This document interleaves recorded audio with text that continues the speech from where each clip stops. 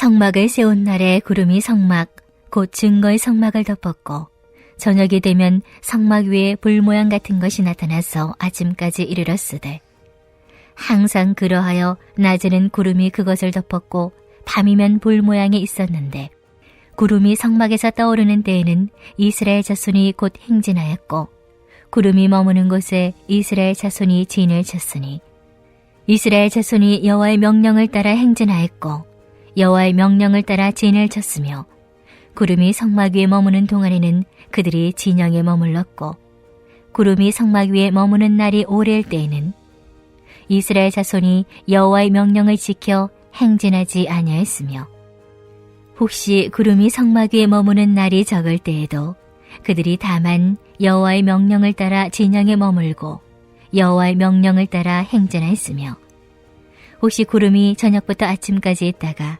아침에 그 구름이 떠오를 때에는 그들이 행진하였고 구름이 밤낮 있다가 떠오르면 곧 행진하였으며 이틀이든지 한 달이든지 1년이든지 구름이 성막 위에 머물러 있을 동안에는 이스라엘 자손이 진영에 머물고 행진하지 아니하다가 떠오르면 행진하였으니 곧 그들이 여호와의 명령을 따라 진을 치며 여호와의 명령을 따라 행진하고 또 모세를 통하여 이르신 여호와의 명령을 따라 여호와의 지김을 지켰더라.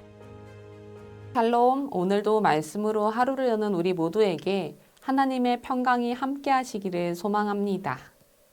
오늘 본문은 성막 위에 임재한 하나님의 구름을 따라 순종하며 이동했던 이스라엘 백성들의 이야기입니다. 성막이 완성된 후 하나님의 영광이 구름 속에서 성막을 덮습니다. 성경에서 구름은 여러 가지를 상징하는데 오늘 본문에 나오는 구름은 하나님의 임재와 하나님의 인도하심을 나타냅니다. 열왕기상 8장 10절에서 11절을 보시면 솔로몬이 성전을 봉헌할 때에도 제사장들이 구름이 가득한 성전 안에 서 있을 수 없을 정도로 하나님의 영광이 충만했음을 기록하고 있습니다. 거룩하신 하나님의 구름이 하늘을 덮고 그분의 영광으로 성막을 덮고 그곳에 함께 하시는 것입니다. 또 하나님은 구름 기둥으로 이스라엘 백성들을 인도하여 주셨습니다. 흔히 우리가 낮에는 구름 기둥, 밤에는 불 기둥으로 인도하셨다고 알고 있지만 사실은 낮이나 밤이나 같은 구름 기둥으로 인도하셨습니다. 밤에는 구름 기둥 안에 불이 임하였습니다. 이 구름 기둥은 하나님이 자신의 백성들과 언제나 함께 하시며 그들을 인도하시고 그들을 눈동자와 같이 지켜 보호하신다는 상징적인 표현인 것입니다. 구름 기둥이 성막 위에 머물러 있는 동안에는 이스라엘 백성들도 그 자리에 머물러 있었습니다. 그리고 구름 기둥이 다시 떠오르면 일어나 행진하였습니다. 그런데 이 구름의 움직임은 이스라엘 백성들이 예측 가능한 것이 아니었습니다. 21절에서 22절을 보시면 구름은 짧게는 몇 시간, 길게는 1년 이상 성막 위에 머물러 있기도 했습니다.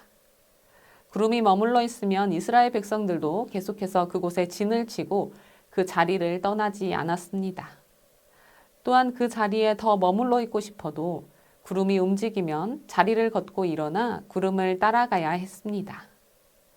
민수기는 계속해서 인구를 세고 있습니다.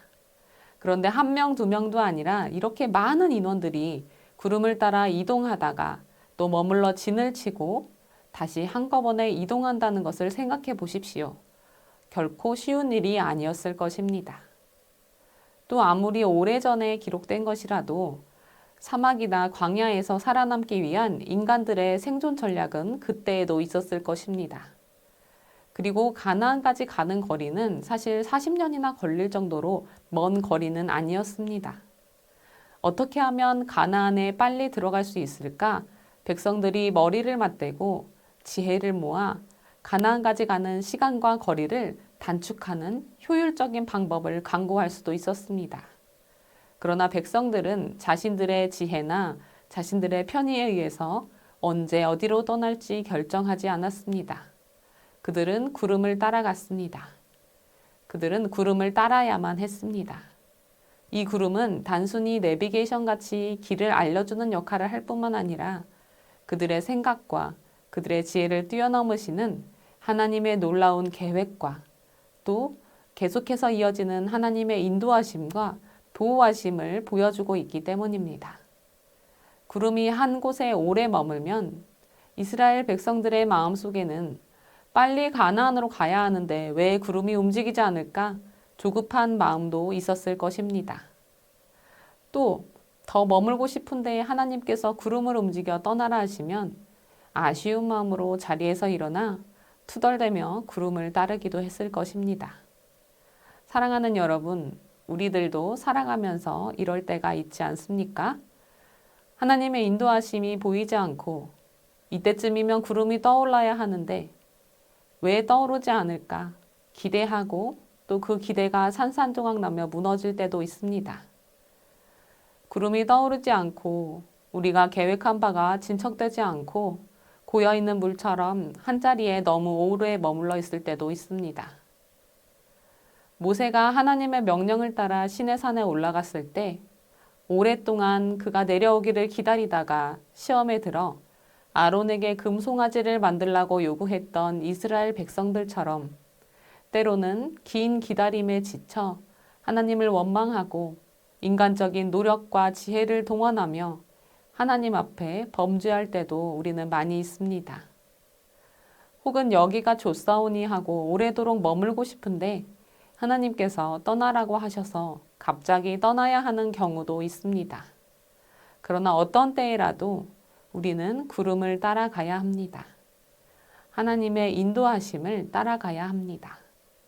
하나님께서는 반드시 그분의 백성들을 인도하시고 보호하실 것이기 때문입니다. 잠언 16장 9절의 말씀처럼 사람이 마음으로 자기의 길을 계획할지라도 그 걸음을 인도하시는 분은 하나님이십니다. 하나님의 때와 하나님의 계획은, 하나님의 방법은 사람의 계획과 사람의 지혜를 뛰어넘습니다. 우리가 할 일은 다만 하나님께서 선하게 이루실 것을 믿으며 하나님께 순종하는 일입니다. 이스라엘 백성들이 구름을 따라가는 것은 곧 순종의 훈련이었습니다. 어떤 상황에도 그들을 버리지 않고 한결같은 사랑으로 인도하시고 보호하시는 하나님의 신실하심을 배워가고 하나님을 따르는 인내의 시간이었습니다. 사랑하는 여러분, 하나님은 오늘 우리에게도 구름을 보여주십니다. 말씀으로, 또 기도 가운데 들려주시는 음성으로, 혹은 여러 가지 상황과 사람들을 통하여 하나님은 오늘도 우리를 인도하고 계십니다.